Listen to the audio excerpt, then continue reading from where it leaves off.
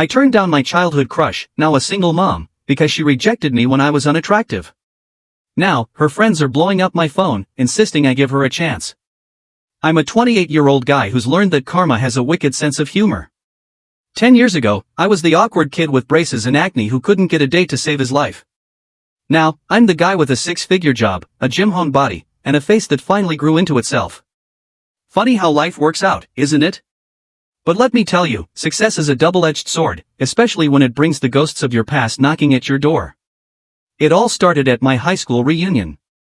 I almost didn't go, but my best friend convinced me it would be fun to show up and casually flaunt how well I'd done for myself. Petty? Maybe. Satisfying? Absolutely. Walking into that hotel ballroom was like stepping into a time machine.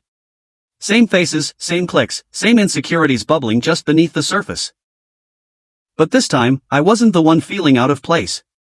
As I made my way through the crowd, I could feel the stares, hear the whispers.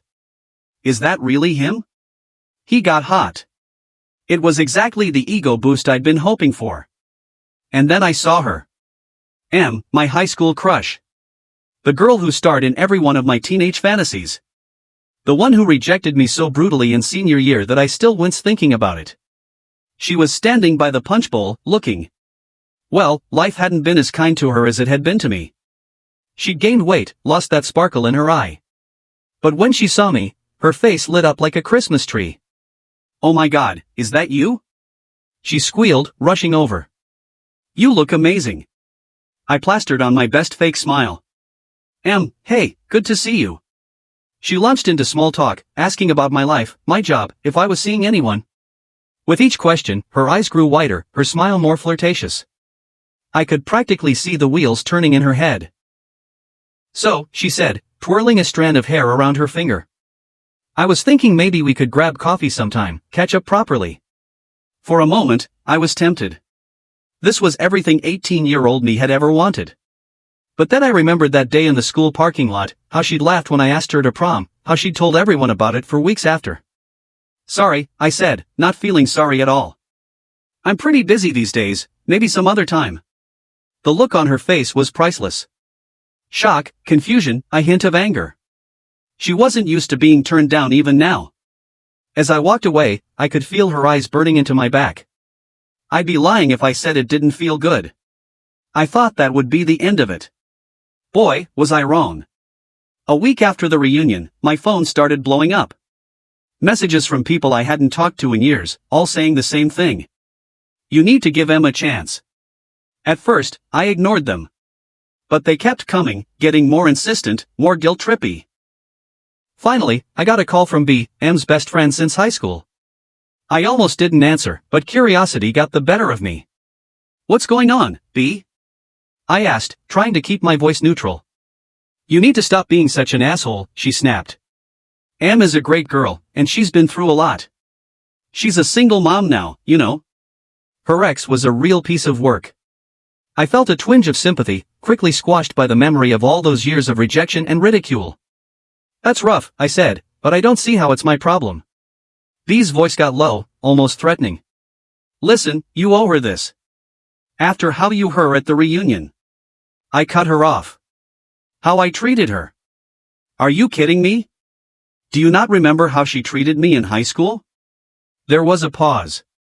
That was a long time ago, B said, her voice softer now. People change, Em's changed, she really likes you, and I think if you gave her a chance, you'd see what a great person she is now. I hung up, my mind reeling. Part of me wanted to block all their numbers and be done with it. But another part, a part one wasn't proud of, was curious. What if Em had changed? What if this was my chance to finally get the girl I'd dreamed about for so long? Against my better judgment, I agreed to meet Em for coffee. The cafe was neutral territory, a place where I could hear her out without feeling too vulnerable. As I waited, I couldn't help but feel a mix of anticipation and dread. Em walked in, looking more put together than she had at the reunion. She'd clearly made an effort, and for a moment, I saw a flash of the girl I'd crushed on so hard in high school. Thanks for meeting me, she said, sliding into the seat across from me. I wasn't sure you would. I shrugged. Your friends are pretty persistent. She had the grace to look embarrassed. Yeah, about that. I'm sorry. I shouldn't have involved them. I really wanted to talk to you. We ordered our coffees and for a while, we just made small talk. She told me about her job as a teacher, about her 5-year-old son. I told her about my work in tech, carefully avoiding any mentions of my personal life. Finally, she took a deep breath. Look, I know things between us were complicated in high school, but I've grown up a lot since then. We both have. And I can't help but feel like maybe this is our second chance, you know? I studied her face, looking for any signs of insincerity, but all I saw was hope and maybe a little desperation. It made me uncomfortable. I said slowly, I appreciate you saying that, but I don't think you understand what it was like for me back then. You didn't just reject me, you humiliated me for years. Her face fell. I know, and I'm so sorry. I was young and stupid and now what? I interrupted. Now that I'm successful and attractive, suddenly I'm good enough for you? She flinched like I'd slapped her. That's not fair. I told you I've changed. I'm not that shallow girl anymore. Maybe not, I conceded. But have you considered that maybe I've changed too? That maybe I'm not the same guy who would do anything for your attention. Tears welled up in her eyes. So that's it? You won't even give me a chance to make it right? I sighed, feeling a mix of frustration and pity. I'm not interested in being anyone's second choice or backup plan. You had your chance, and you made your choice. I've moved on, and I think you should too. As I stood to leave, she grabbed my arm. Please, she whispered.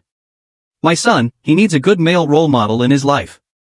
I need someone stable, someone I can count on. You're such a great guy now, and I know you'd be amazing with him. And there it was. The real reason behind all this. It wasn't about me, or even about us. It was about what I could provide. I gently removed her hand from my arm. I'm sorry, I said, and this time, I meant it. But I'm not the solution to your problems. Good luck, Em. I really do hope you find what you're looking for. I walked out of that cafe feeling a mix of emotions I couldn't quite name. Relief, sadness, a touch of anger. But mostly, I felt free. Free from the ghost of my past, free from the what-ifs and could-have-beens. But the story doesn't end there. Oh no. That would be too simple. The next day, I woke up to find my social media accounts flooded with messages. Em had apparently told her of a version of our coffee meetup to anyone who would listen. According to her, I'd led her on, made her think we had a chance, then cruelly rejected her and her son. My phone was ringing off the hook. Old classmates, mutual friends, even a few of my current coworkers who'd somehow gotten wind of the drama. Everyone had an opinion, and most of them weren't in my favor. How could you be so heartless? She's a single mom, for God's sake. You think you're too good for her now? It was like being back in high school all over again, but with the roles reversed. Now I was the bad guy, the heartbreaker, the one everyone was talking about. I tried to ignore it at first, but it was impossible. The messages kept coming, each one more accusatory than the last. My boss even pulled me aside at work, concerned about how this scandal might affect the company's image. It all came to a head when Em's brother showed up at my apartment. I hadn't even known she had a brother, but there he was, 6 feet of muscle and righteous anger, pounding on my door at 11 p.m. Open up, you coward, he shouted. We need to talk about how you treated my sister. I considered calling the cops, but I knew that would only escalate things. So, against my better judgment, I opened the door. Look, I started, trying to keep my voice calm. I don't know what Em told you, but I didn't get to finish. His fist connected with my jaw, sending me stumbling backward. Pain exploded through my face, and I tasted blood. That's for breaking my sister's heart, he snarled. I straightened up, my own anger finally boiling over. Your sister? I spat, feeling the split in my lip. Your sister is the one who's been spreading lies about me. Your sister is the one who rejected and humiliated me for years in high school. Your sister is the one who only showed interest in me when she realized I could be useful to her. He blinked, clearly not expecting this outburst. What are you talking about? So I told him. Everything. The years of unrequited crush, the public rejection, the rumors she'd spread about me. And then the reunion, the sudden interest, the coffee shop revelation. As I talked, I could see the fight draining out of him. By the time I finished, he was slumped against the doorframe, looking shell-shocked. I had no idea, he mumbled. She never told me any of that. Of course she didn't, I said bitterly. It didn't fit her narrative of being the victim. He ran a hand over his face, suddenly looking very tired. Man, I'm sorry. I shouldn't have. I mean, I thought. I nodded, gingerly touching my split lip. Yeah, I get it. You were protecting your sister. I probably would have done the same thing in your shoes. We stood there in awkward silence for a moment, neither quite sure what to do next. Finally, he straightened up. Look, I'll talk to Em, try to get her to stop all this, whatever it is she's doing, and I'll set the record straight with anyone who'll listen. I nodded, grateful but wary. Thanks, I appreciate that. As he turned to leave, he paused. For what it's worth, he said, not quite meeting my eyes, I think you dodged a bullet. Ems, she's got a lot of issues she needs to work through, and it's not fair for her to put that on you. After he left, I sat on my couch for a long time, icing my jaw and thinking. About high school, about the reunion, about how easy it is to fall back into old patterns and expectations. The next day, I woke up to a very different kind of message flood. Apparently, Em's brother had been true to his word. People were apologizing, retracting their accusations, some even praising me for how I'd handled the situation. Em herself sent me a long, rambling message. Half apology, half justification. I read it once, then deleted it without responding. Some bridges, once burned, can't be rebuilt. And honestly, I was okay with that. In the weeks that followed, life slowly returned to normal. The drama died down, people moved on to the next bit of gossip. But I was changed. I'd faced my past, stood my ground, and come out stronger for it. I realized that the real victory wasn't in rejecting Em or in proving myself to our old classmates. It was in finally, truly moving on. In recognizing my own worth, independent of anyone else's validation. So here I am, a few months later. Still single, still successful, but with a new perspective on life and relationships. I'm not angry at Em anymore, or at my past self for being so hung up on her. If anything, I'm grateful. Grateful for the growth, for the lessons learned, for the person I've become. And to Em, wherever she is, I hope she finds what she's looking for. I hope she learns to value herself beyond what others can do for her. I hope she becomes the kind of person she'd want her son to look up to. As for me, I'm doing just fine.